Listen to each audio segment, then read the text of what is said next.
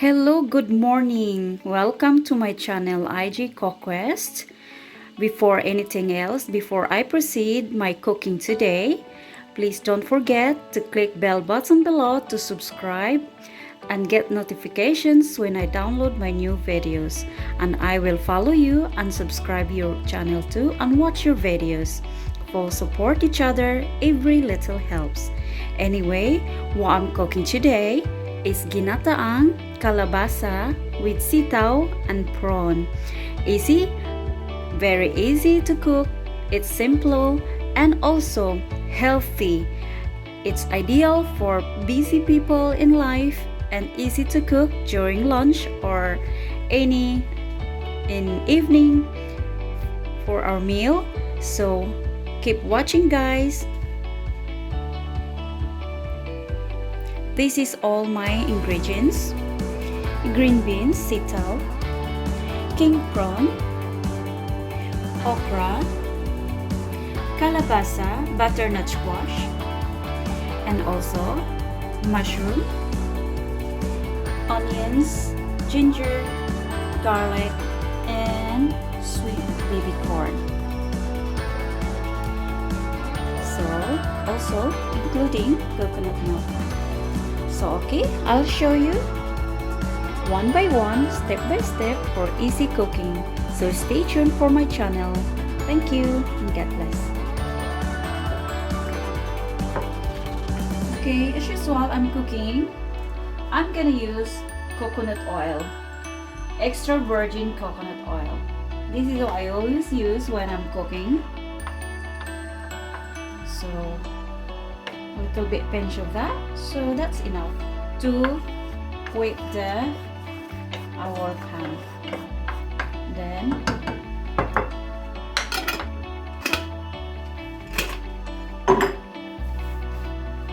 our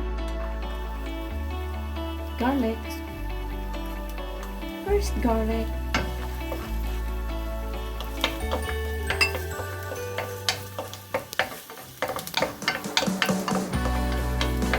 and then second onions. It's up to you guys. If you want more onions, then you can add more onions.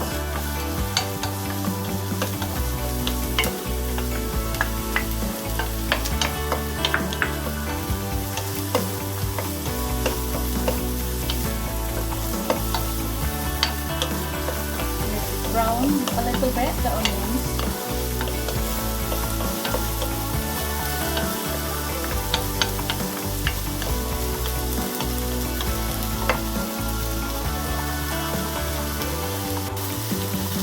So our onions is already a little bit browny.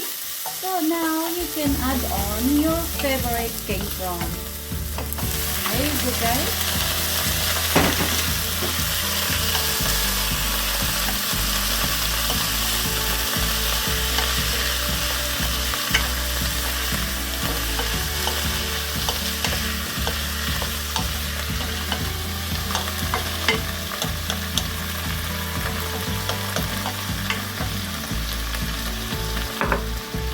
Wow, it smells nice. It's mouth-watering. And then a little bit pinch of black pepper. So the flavor is more vibrant and tastes gorgeous. And the next step is our butternut squash.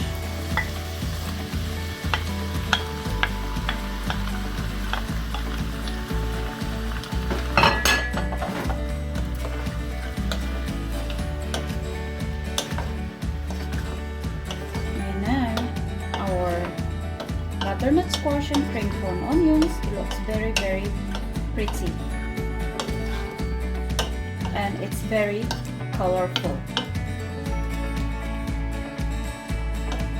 And then the next following is green sitaw. Our green beans, it's already rinsed. Okay, so if we can stir it so it will combine. Stir it slowly. nicely until it's combined. Okay, so now guys, I will add my ginger. Actually, I didn't put the ginger first because I don't want to. The ginger will be melted straight away because I slice it so thin, so I just put it there. And then now I can put now a coconut milk. So the coconut milk will cook for the sitaw, the green beans, and the kalabasa, butternut squash. Okay, because the sauce will can cook for this.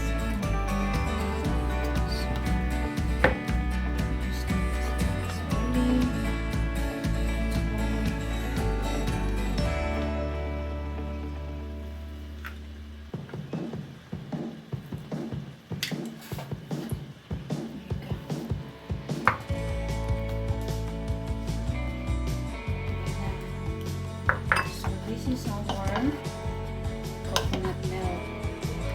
1 can coconut milk is enough. So I let the coconut melted inside. So I will cover this for the meantime for 10 minutes. Ayan na. Charan! Kumukulo na ang ating. Ayan. Luto na kasi. Kailangan siya maging half cook lang. So it's up to you guys. If you want to really cook your butternut squash or prawn, then you could take a bit longer. But for me, this is only half cooked because the vitamins and nutrients is still there.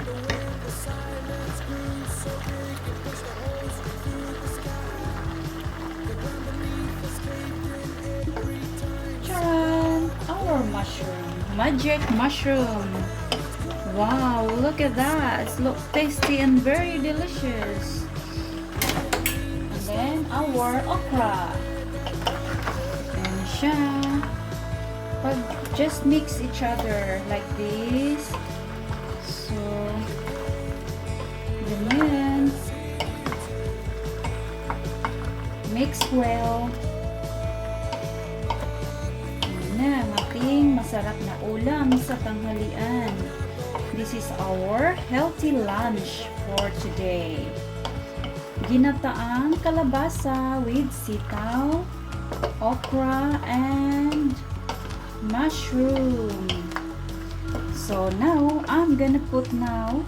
Look at this salt I put. Just a pinch of salt. Okay.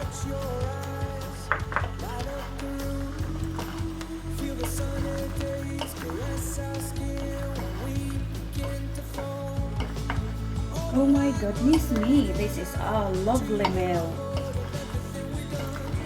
Wow, it's really easy and it's healthy food. Wow, look at this. You must try this, guys. And it's very, very beautiful to cook in home. Wow, looks delicious and very gorgeous. So look at this, guys. I just want to add on 125 ml of cup of water. Okay, and then I will also add on a little bit pinch of salt because I think it's a little bit of salt.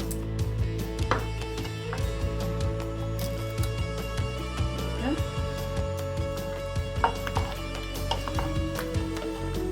And also I put a little bit of hint of coriander ground, just a little bit. Okay, I'll show you.